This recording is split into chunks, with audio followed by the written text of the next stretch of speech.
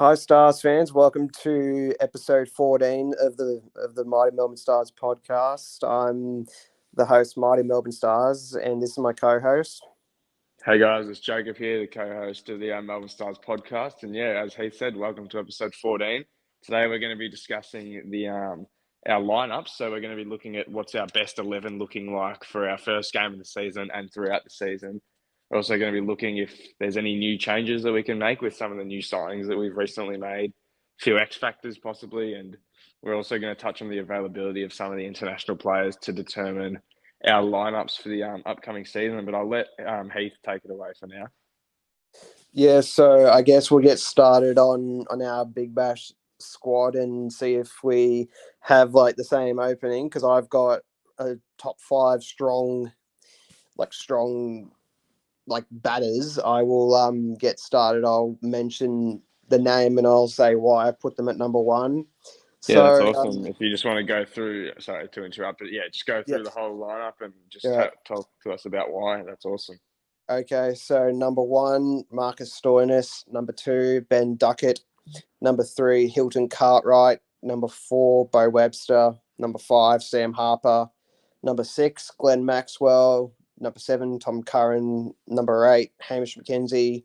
Number nine, Tom Curran. Number 10, Osama Mir. And number 11, John O'Merlo. So that's my starting 11. I've gone Stoinis, Duckett, Cartwright, Webster, and Harper for my top five, because I've gone the power hitters in my top five, because as Stars fans we know that we haven't had like much success with the power hitting. Like we've only seen a couple players do it, but we haven't seen them consistently do it across the whole season. So I'm hoping this year this squad can definitely be a good starting top five for me. And then I've got the skipper Glenn Maxwell at number six, as he like everyone knows how Glenn Maxwell is. His highlights speak for himself, and he's just a strong player. And I've got Tom Curran and Mackenzie, Rogers, Osama Mir, and Merlo finishing it off as like your tail enders, and they'll definitely hopefully keep the Stars in check. If we do lose wickets, we've got some players that can hit the ball around and make smart decisions. Yeah, no, I really like that lineup, Heath, and I love how you touched on our power hitters early.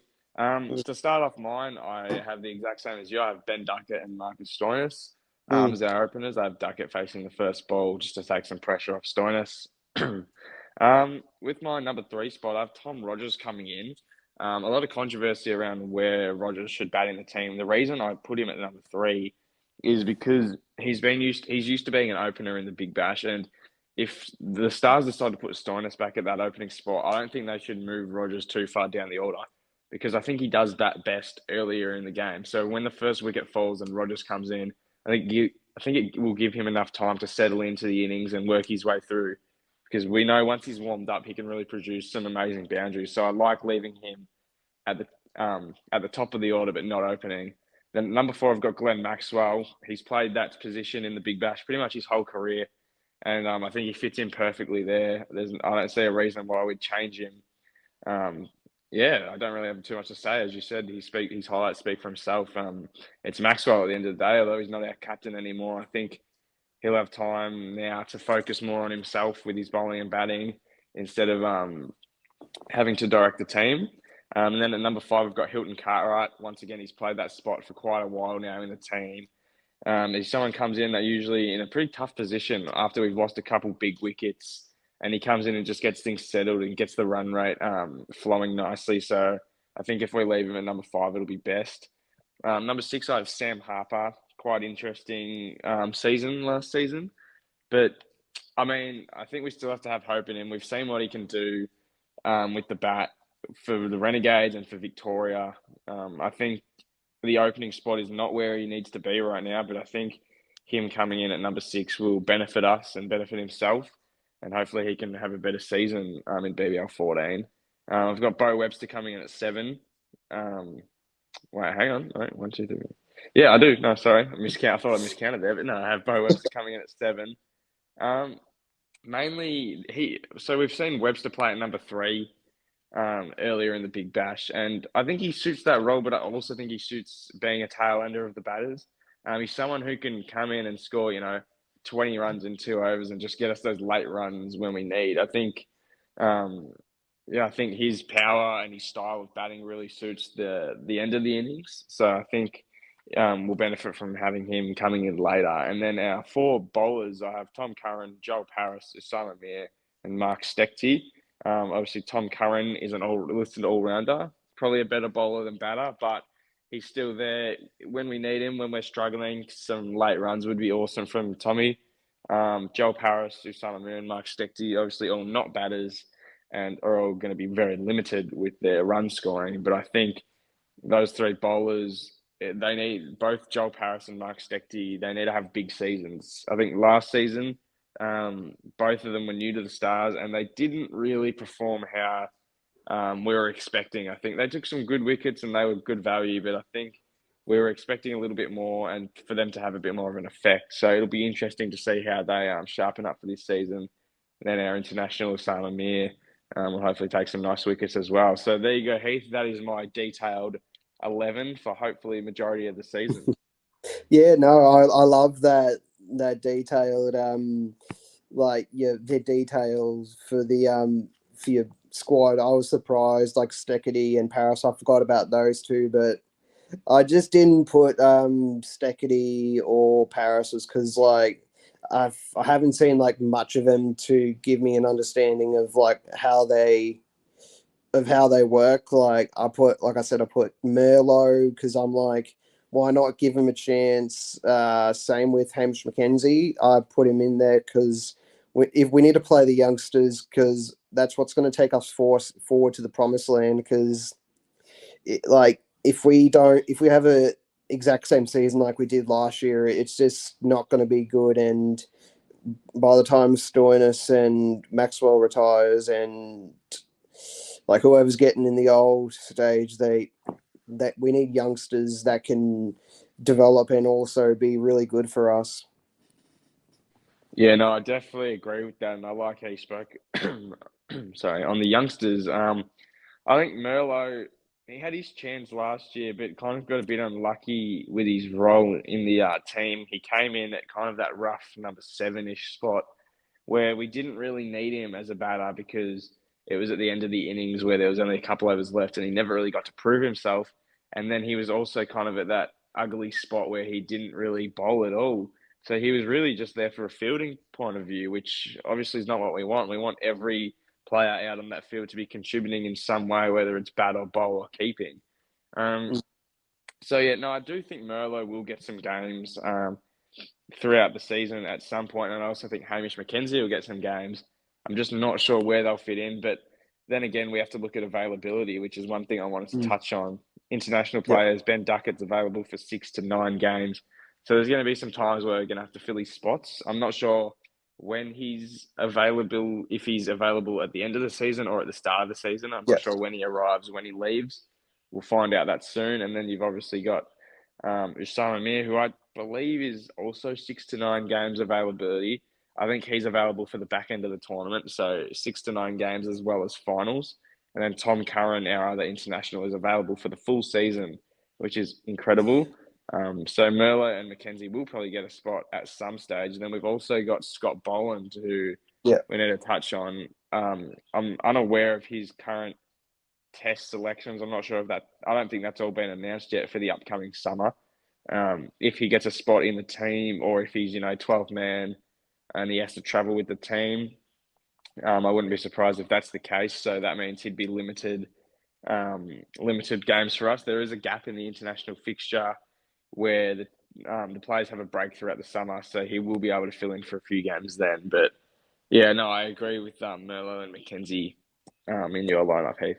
Yeah, because like from our squads, like who do you reckon has the most pressure to perform?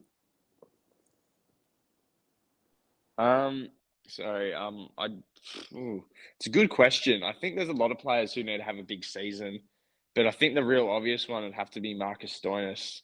Um, as of recent in the Big Bash, he hasn't been in form the past probably 3 seasons now. Ever since after COVID, he's just been really struggling to find himself, find his form. I think he's had a couple games. I mean, New Year's Eve against the Strikers was one that I'll always remember when, When he was hitting three sixes in a row and just absolutely dominating the Strikers' bowling attack. And I thought, okay, maybe he's on now, but then he just went back to his form as of recent and has just not been looking comfortable out in the middle. He looks a bit stiff and just not really aggressive as he used to be. So hopefully throughout the off season he's changed that. But I think the fans are really pressuring him. He's just signed 3 more years with the club, so I think now's his time to step up and shine, especially if he gets that captain role. Yeah, personally, yeah, I agree. But personally, like I said, I agree with Stoinis, but I also have Webster and Harper as my other two players under pressure because like they had good years. Don't get me wrong, but there were Yeah. some games where we thought, oh god, here we go again. Look what they're doing. They're playing silly shots and they're getting out on stupid shots, and we can't have that. Same with Stoinis, and Mm.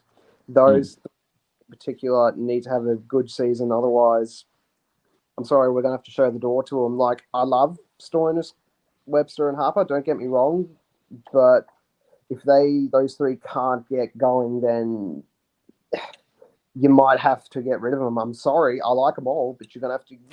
If we want to be an aggressive team, we're gonna have to like make some aggressive changes, and it's just gonna be how we go this year. If we don't make finals again, um, some of these players are gonna have to be called in question because we can't have the same season again, like I said before. Yep, exactly. And there will be some changes to come, I'm sure. But yeah, I'd agree with Sam Harper on him having a big season, being new to the club, a lot of pressure and expectations, really. Um, e- Even for me, like I saw him at the Renegades, and when we made the signing with Zampa, I was quite happy to swap those two guys around. I think adding that wicket keeping and batting strength was really beneficial, but he just didn't have the season we were expecting. Yeah, hopefully he can turn things around. I think Bo Webster's in an all right position. I think in the last few years where we've struggled, he's actually stepped up a little bit. He's played some really incredible games, and he's been able to keep that run rate flowing throughout an inning. So I think he's in an all right situation. He can be a little bit quiet at times, which I understand, but I think he's still contracted for a while and he'll be right to stay. The only others I'd look at when I'm looking at the roster are Mark Steckty and Joel Parrish, both obviously new to the club as well, like Sam Harper as of last season. They played quite a reliable role in being two main bowlers who are expected to both bowl at least 3 or 4 overs in the game. They're just not really putting up the figures that we'd like. They're our weakness, to be honest. So, I mean, we've signed Curran and Mir, so hopefully that'll help strengthen the lineup, and obviously Bowen, like we've spoken about, when he's available. But yeah, no, those are my weak factors in the team. Yeah, and I reckon for our strength factor has to be our like our power hitters. Like we've always had power hitters. Like you just take a look at Kevin Peterson used to play for us, absolute power hitter. He could hit a ball anywhere and everywhere he can. Doesn't matter what he was doing, he was always on fire, and we haven't seen that from this squad in a while. So hopefully, fingers crossed, we can see. Because I just want us to be aggressive and make a statement with the ball and like show the bowlers like, okay, here we go. We should be frightened of the Stars because I feel like every time we play or every time we bat, the opposition they just don't respect us. If you know what I mean. Yeah, I get what you mean, and we have had those power hitters, like you mentioned previously, for a long time now, and they've been great to us. But I think as of recent, they just haven't been able to produce what we've liked. So as we've talked about, our top six are all incredible batters worldwide, and we all know that they can we all know that they can get the job done. Excuse me.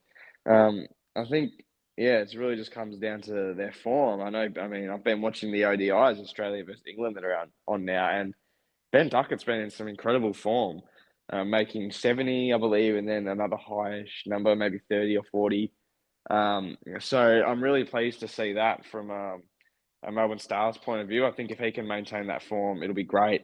Glenn Maxwell played a good game last night. He had about 35-ish runs and he went out in a quite unlucky way. He's been really aggressive and attacking, which is always what he's like, but it's great to see he's maintaining that. And then Tom Rogers has been going well in the Shield, along with Hilton Cartwright and Sam Harper. So, no, I'm looking forward to seeing how the power hitters perform.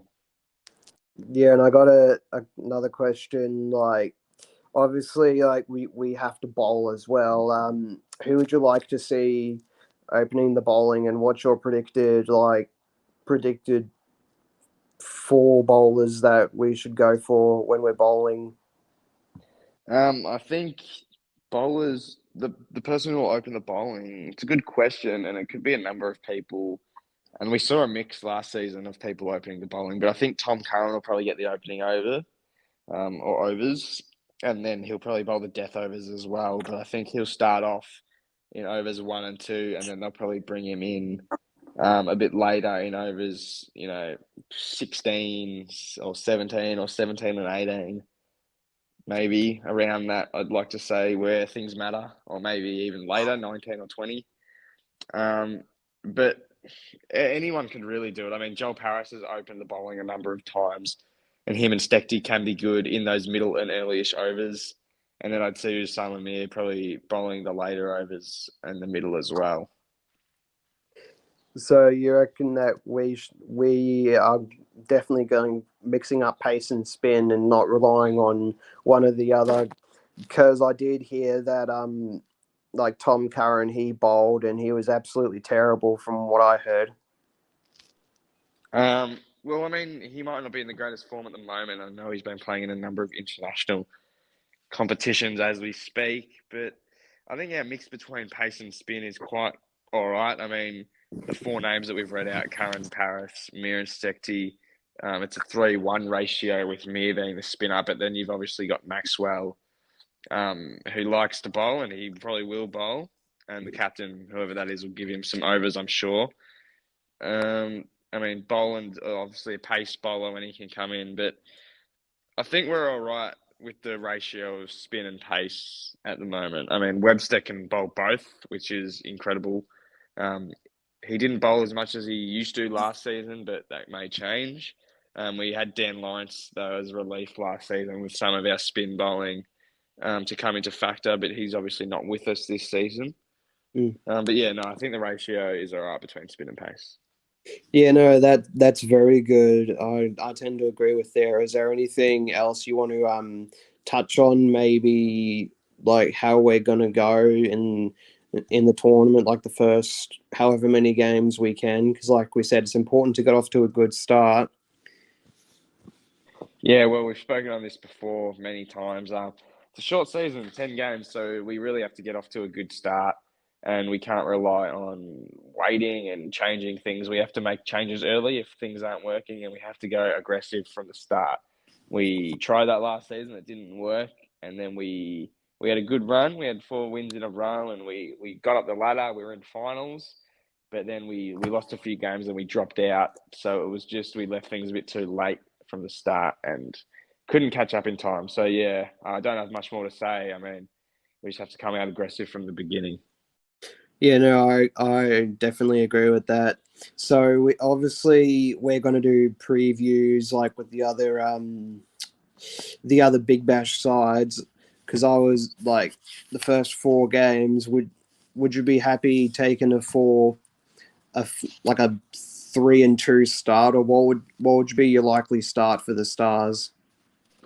In the first 5 games, did you say, or four? The first four games. First 4 games, we're playing some very tough teams, like we've mentioned.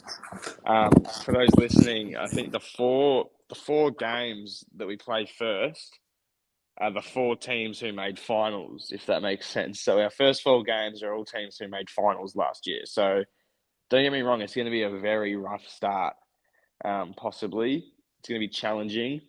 I'd love to see us go 3-1. I think we'll get the win over the Scorchers in Perth in opening night. There's a lot of momentum behind us. They've lost Larry Evans, and I'm not sure if they've re-signed all of their star players. So I think there'll be a sneaky chance for a W there. Then we have to face the strikers, which who we know we can beat. We've beaten them in the past few times we've played them. We'll have to face the Sixers, who we went 1-1 to last season. We lost one, we won one, and then we have to play the Brisbane Heat, which will be a challenge. But I'd be happy if we go 3-1 throughout that 4-game stretch. Yeah, definitely. It's going to be hard because, like you said, we played the four finalists who made the finals last year. I'd be happy if we were 3-3. That's probably the most realistic out of that 4-game stretch that I would take. It's like 3 wins and 3 losses. I reckon I would like to be 4-zip, but 3-3 is where I'm at for how I reckon we'll go. Yeah, that's all right. Yeah, that's all I have to say. We'll be doing previews, as you mentioned, with all teams. So there's a lot of podcasts to come before the Big Bash season in December. We'll be previewing games with a fan member from each team. Some big names to come on, hopefully some special guests. But yeah, I think that wraps up episode 14. It's been great to talk about the lineups, Yeah. along with some X factors and availabilities with our new signings and our younger guns. It should be a good season, and me and Heath are looking forward to it. And yeah, those are our predictions for our lineups, and we hope you guys enjoyed. Yeah, definitely. Thanks always for coming on and helping. They always appreciate it. Give my co-host a follow on Instagram and give the podcast account a follow. Also with the YouTube channel, make sure to give a like, subscribe, comment, share with your friends and everything. And yeah, like every like and comment and share and watching, it always helps us. It gives us motivation to do what we do, and we absolutely love it. So we like the fans are awesome. You guys are really cool, and and hopefully we can, like, down the track, like if one of us goes to a Big Bash game, we can interact with you guys, with the fans. That's hopefully what we're going to do. Yeah, that'd be incredible. Thank you, Heath, for shouting out all of the social medias at the Melbourne Stars podcast and my Instagram, Melbourne Stars News. I'm closing in, well, not just yet, but we're reaching close to 1,000 followers on the Instagram, and there will be a giveaway. I repeat, there will be a giveaway happening to fans. So make sure you go and give a follow to those accounts, because it'll be a great giveaway when I hit 1,000 subscribers. Sorry, not subscribers, followers. But also subscribe to this channel if you haven't already, as it gives us great motivation, like Heath said. But yeah, thank you, Heath, for coming on and joining. And yeah, that takes us to the end of episode 14 of the Mighty Melbourne Stars podcast. Thank you. Yeah, no, thank you, Stars fans, for listening, and yeah, go Stars. See you guys. Bye.